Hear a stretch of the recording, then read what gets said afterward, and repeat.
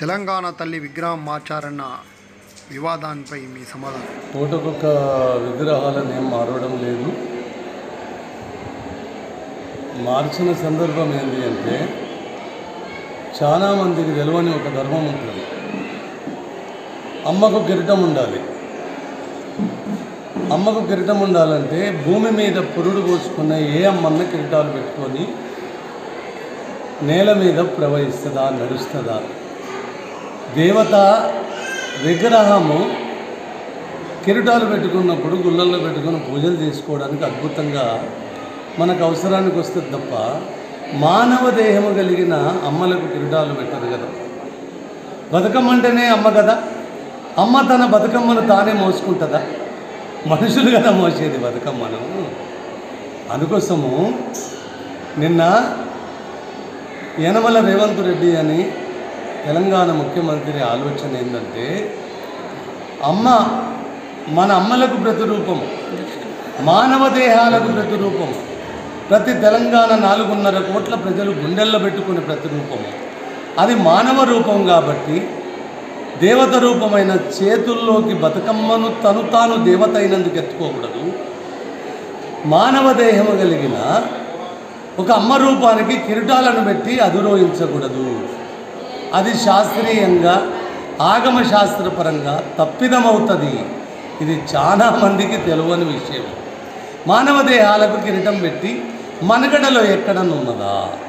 అందుకోసం ఇప్పుడు పరిపూర్ణమైన మట్టి తల్లికి పట్టాభిషేకం, మనిషి తల్లికి పట్టాభిషేకం, మన అమ్మ రూపాలకు పట్టాభిషేకం, మన తోబుట్టువులకు పట్టాభిషేకం, మన టోటల్ తెలంగాణ తల్లి అస్తిత్వానికి, పచ్చదనానికి ప్రాణప్రతిష్ఠ చేసిన రూపం అది.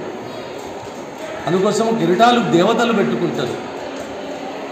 అమ్మ రూపము దేవత దేహము కాదు, మట్టి దేహము, మానవ దేహం కాబట్టి ఆ కిరీటాలు దేవత. తెలంగాణ తల్లి దేవతే అయితే బతుకమ్మ కూడా దేవతనే. దేవతను దేవత ఎత్తుకోదు కదా. నిజంగా అమ్మలు ఎవరైనా దీవిస్తారు కదా ఇట్లా.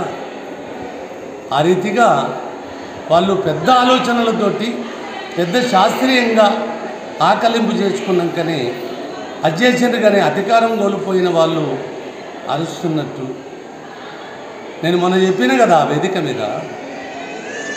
దేవత రూపాలున్న మన అమ్మలను గుళ్ళల్లో పెట్టుకొని పూజిస్తాము.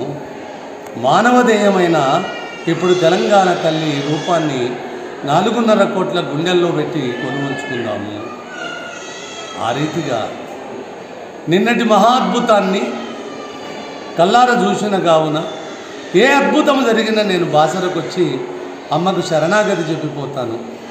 అందులో భాగంగానే ఇవాళ బాసరకు వచ్చి అమ్మ దర్శనం చేసుకొని మా ప్రతాప్ సార్ తోటి మీతో పాటు ఈ శరదిందు సమాకారే పరబ్రహ్మస్వరూపిణి బాసర పీఠానిలయే శ్రీ సరస్వతి నమోస్తుతి అనే మహామంత్రాన్ని జపిస్తూ తెలంగాణ ప్రజలు, తెలుగు నేల ప్రజలు, యావత్తు ప్రపంచము సుభిక్షంగా పచ్చగా ఉండాలని నేను మనసా వాచా కర్మన కోరుకుంటున్నాను. బతకడం అంటే మనుషులే కాదు, పశుపక్షాదులు, జీవకోటి కూడా సుభిక్షంగా ఉండాలి కదా. ఆ రీతిగా అమ్మ తన కనుసన్నల్లో ఎల్లలను చల్లగా చూడాలని సదా శరణాగతి శరణాగతి శరణాగతి. జయ జయ హే తెలంగాణ జననీ జయ కేతనం.